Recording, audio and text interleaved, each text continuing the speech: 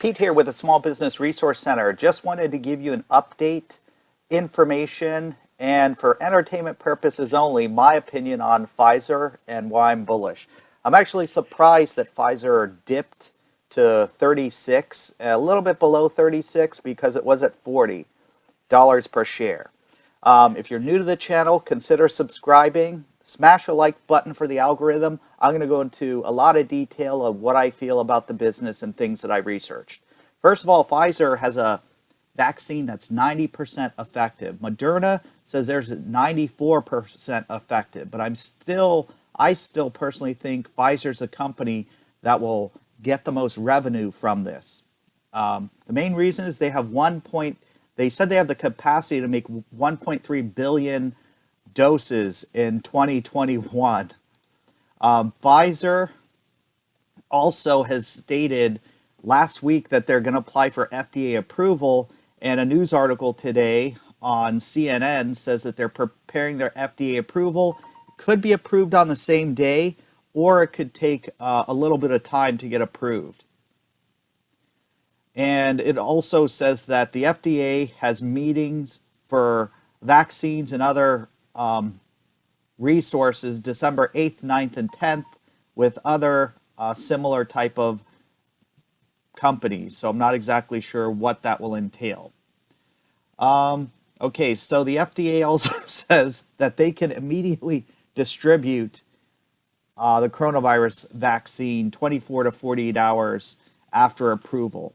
And Operation Warp Speed, if you saw my other video, they actually stated the same thing.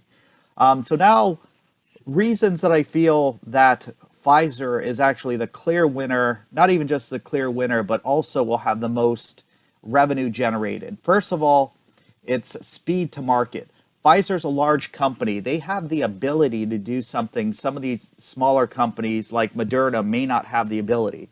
And keep in mind, this is my speculation, and it's for entertainment purposes only, that when you're looking at this, if you have two similar companies, one is a larger company that's global, all over the place. They have something that, let's just use 4.5% stars, 4.5 stars. And now another company might have 5 stars, but they're a tiny new company.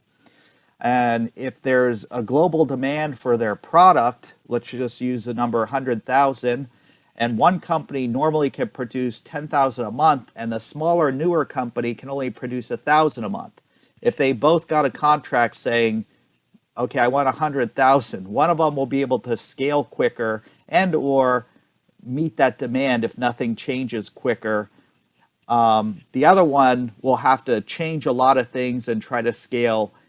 So when you're looking at that from a competition level, that would make Pfizer the clear winner as far as sales and everything if they're both approved for the same contracts.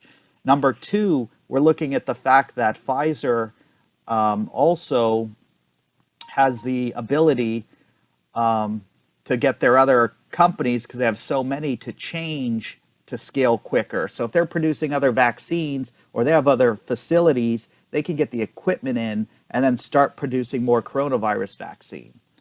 Okay, next is a distribution of the vaccines.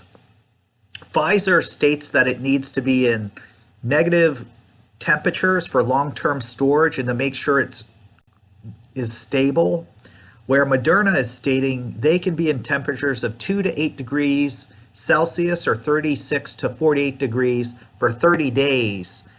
And previously they had said that was 7 days. So even though this has gone out in the press, I'm looking at the notes here that they have, and it says the stability testing for Moderna vaccine is ongoing.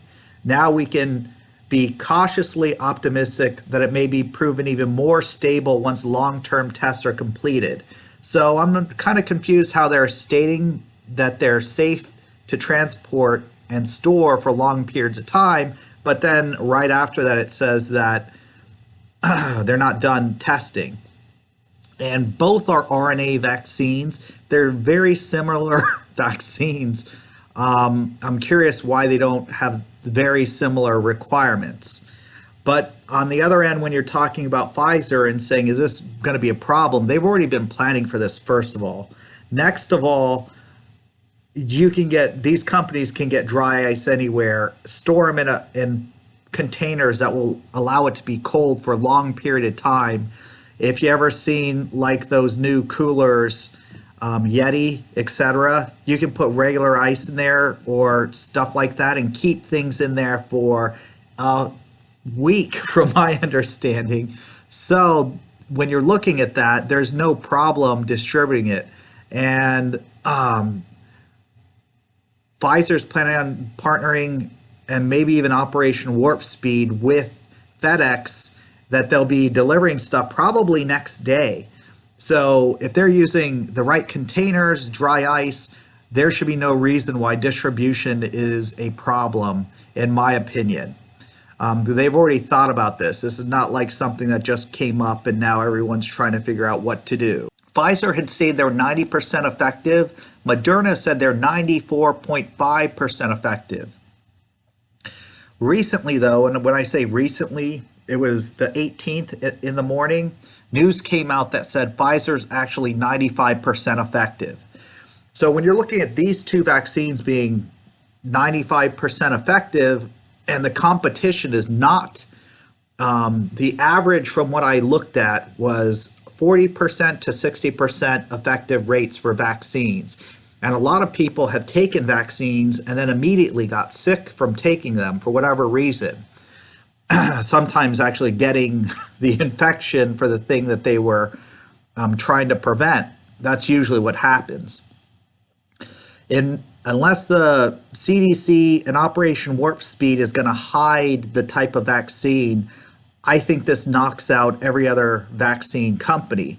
The reason why I'm saying that is because as an intelligent consumer, if you were told that, Uncle Bob's vaccine was at this location and only is 40% effective, you would probably not go there to get it. And when the market demand for that goes to zero, the government will probably be smart and say, well, we're only going to get the vaccine from two companies, Moderna and Pfizer. And that would make them, of course, the clear leaders. And some people, if they went there and they were told like, hey, next week we're going to have Pfizer or Moderna, they're probably going to wait. You would not want to take something that's not effective. What do you think? Comment below. Let me know your thoughts. So when you're looking at these factors in particular, that's why I'm bullish on Pfizer in particular, because I believe there's not really going to be any problems with distribution. They can scale easily. They won't have a problem with that. And basically, they can meet the demand. They've already stated they can produce 1.3 billion doses, and Moderna is a much smaller company, so we don't know what they're going to be able to do. And if they do need to scale more, they can easily scale further.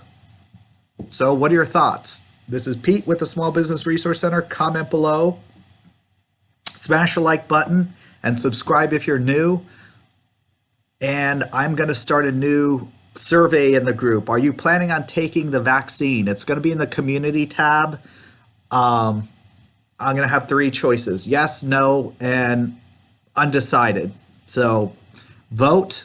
Let's see what the community feels. Have a great day.